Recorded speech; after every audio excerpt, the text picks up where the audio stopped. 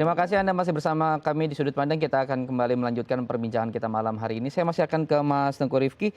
Kalau kita lihat sebetulnya kan harusnya berjalan beriringan. Misal katakanlah kan data kasus ini kan dinamis begitu ya. Keputusan baru dikeluarkan ketika sudah melihat adanya lonjakan gitu. Tapi sekarang sebelum terjadi kemudian diambil sebuah keputusan, dinaikkan level PPKM-nya bahkan yang masih 1 bulan ke depan begitu ya, sampai kurang lebih awal tahun. Ini kan membuat prediksi teman-teman di sektor ekonomi juga akhirnya buyar. Yang sudah stok, yang sudah melakukan pemesanan kepada supplier termasuk harus dibatalkan karena tidak akan ada permintaan begitu di kala PPKM level 3. Bahkan di waktu libur panjang seperti itu kita berharap ada dongkrakan di sana. Bagaimana cara sinerginya dengan kesehatan? Karena sekali lagi bisa jadi aturan itu malah mendahului.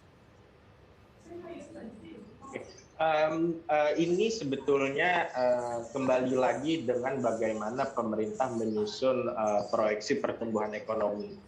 Pemerintah menyusun pertumbuhan ekonomi itu untuk keseluruhan triwulan 4 2021 yang kalau memang kita lihat secara teknikal itu memang mengcover periode Oktober sampai November. Dan kalau kita sambungkan dengan apa yang pemerintah sedang rumuskan saat ini, yang juga beritanya baru muncul belakangan akan diketatkan lagi PPKM akhir tahun, sebetulnya kalau kita mau bicara terkait coverage itu yang mengcover hanya sebagian porsi kecil dari kuartal 4. Artinya itu hanya mengcover 2 minggu terakhir dari kuartal 4. Yang memang itu dampaknya akan sebagian ditanggung di kuartal 4 dan sebagian mungkin di kuartal 1 2022. Tapi memang kondisinya begini, pemerintah membangun proyeksi tersebut juga melihat beberapa indikator lain. Kita lihat di Oktober, di November ini aktivitas ekonomi sudah meningkat cukup pesat. Ini juga sejalan dengan memang pelaporan angka kasus yang terlepas bagaimanapun datanya ini mengindikasikan adalah perbaikan yang cukup progresif dari kondisi sebelumnya.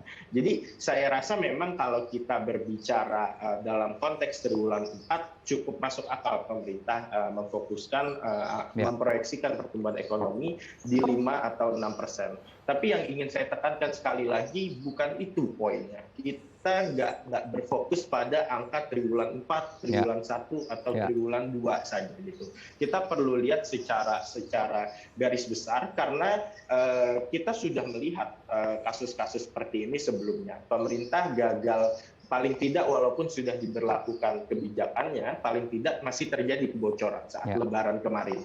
Tadi juga Mas Imam sudah sebutkan ada misalnya masyarakat yang sudah belanja di sektor pariwisata misalnya, atau sektor restoran misalnya, dan UMKM yang kemudian ini mereka tidak bisa melakukan business decision yang tepat. Gitu. Mereka berusaha melakukan ekspansi di periode depan, triwulan depan, tapi kemudian kalau misalnya angka kasus naik, yang pemerintah terpaksa harus melakukan pengetatan lagi, ini kemudian mereka juga yang dirugikan. Yang kita kemudian sekarang sudah bisa lihat kuartal ketiga kita betul-betul drop lagi saat kuartal 2 naik tinggi. Gitu. Ini adalah pattern yang kita nggak mau ulangi. Gitu. Jadi lagi-lagi yang kita mau kejar bukan pertumbuhan kuartal 4, 5 atau sekian persen.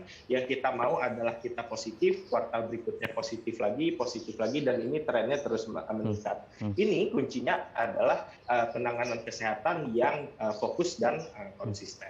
Oke, baik. Karena putusannya sudah ditandatangan, Inmendagri sudah mendistribusikan ke masing-masing daerah. Tinggal nanti teknis pelaksanaannya seperti apa. Diharapkan tidak jauh berbeda agar tidak pusing nanti kemudian memahami aturan untuk PPKM 3 ini. Dan juga bisa diimplementasi dengan baik. Karena kita sudah sama-sama mengalami, bahkan sampai level 4 pun kita sudah sama-sama mengalami. Semoga tidak terlalu banyak perubahannya. Kita akan lanjut nanti bagaimana prestasi penanganan COVID di tanah air. Kita akan bahas nanti usai jeda, tetap bersama kami di Sudut Pandang.